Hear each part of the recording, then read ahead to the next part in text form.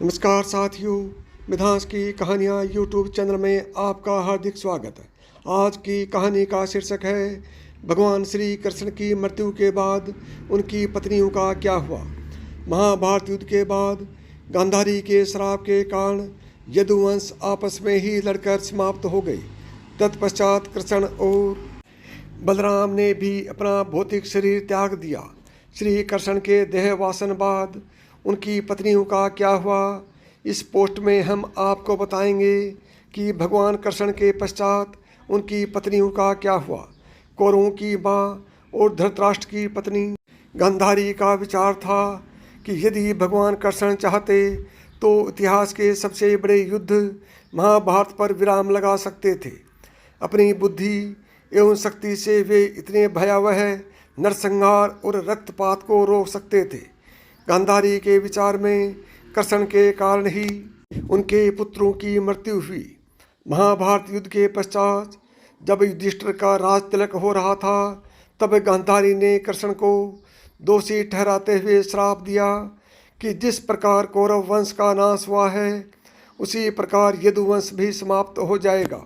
महाभारत के पश्चात भगवान कृष्ण ने अपनी 8 पत्नियों, जिन्हें अष्टभर्य भी कहा जाता है, के साथ जीवन व्यतीत किया।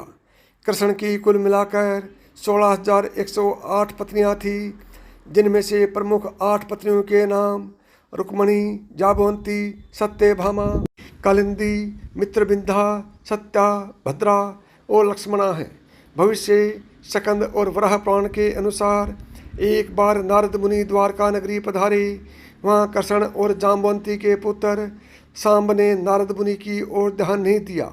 ऐसा निरादर देख मुनि ने उसे सबक सिखाने का निश्चय किया और भगवान की सभी पत्नियों और सांब को मदिरा पान करा दिया। इसके पश्चात कृष्ण की पत्नियों ने अपनी चेतना खो दी और उनका स्वयं पर नियंत्रण नहीं रहा। उनमें से एक पत्नी ने सांब की पत्नी का भेष धारण कर लिया। सांब का ऐसा करते देख कृष्ण ने उसे कुष्ठ रोग से पीड़ित होने का श्राप दिया और अपनी पत्नियों को कहा कि मेरी मृत्यु के पश्चात तुम सभी का अभिराज्य के लोगों द्वारा अपहरण कर लिया जाएगा। एक बार ऋषि विश्वामित्र, ऋषि दुर्वासा ऋषि, वशिष्ठ और नारद मुनि तीर्थ यात्रा से वापस आते समय कृष्ण और बलराम से भेंट करने हेतु द्वारका पधारे। वहाँ सांब सहित यदुवंश के कुछ युवाओं ने महर्षियों को देख उनका उपहास किया, जिस कारण महर्षियों ने सभी यदुवंशियों को श्राप दे दिया। इस श्राप और गांधारी के परिणाम स्वरूप किसी कारणवश सभी यदुवंशी आपस में ही लड़ने लगे और इस लड़ाई ने इतना भयंकर रूप लिया कि यदुवंश समाप्त हो गया। भगवान कृष्ण के पुत्र और पुत्र सभी की मृत्यु हो गई।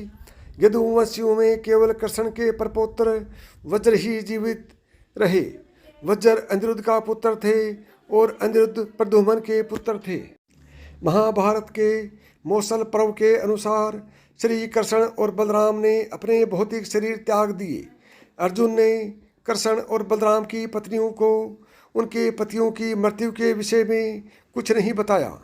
उनकी पत्नियों एवं संतानों को अर्जुन इंद्रप्रस्थ ले जा रहे थे। रास्ते में इतनी महिलाओं की रक्षा के लिए केवल एक योद्धा को उपस्थित देख अबीर वर्ग के लोगों ने उन पर आक्रमण कर दिया और कृष्ण की पत्नियों सहित सभी को बंदी बना लिया, जो स्वयं कृष्ण भगवान का उनकी पत्नियों के लिए दिए गए श्राप के परिणाम स्वरूप हुआ। भगवान के इस संसार से जाने के पश्चात अर्जुन ने अपनी शक्तियाँ खो दी, क्योंकि अर्जुन को जिन कारणों के लिए अपनी शक्तियों का उपयोग करना था, वे सभी अब पूरे हो चुके थे। अर्जुन ने यदुवंश के लोगों की रक्षा का हर संभव प्रयास किया, परंतु उसके सभी शस्त्र भी अब असफल हो रहे थे। केवल कृष्ण की 8 पत्नियां, बलराम की पत्नियां और कुछ सेवक ही अभीरों के आक्रमण बच गए थे। ये सभी अर्जुन के साथ पहले इंद्रप्रस्थ और अंत में कुरुक्षेत्र पहुँचे। हस्तिनापुर के लोगों ने द्वारका वासियों को शरण देने के उचित प्रबंध किए। अर्जुन ने सभी को राज्य में उचित स्थान देकर अपना कर्तव्य पूर्ण किया और अंत में भगवान कृष्ण के प्रपौत्र वज्र को मथुरा का राजा बनाया।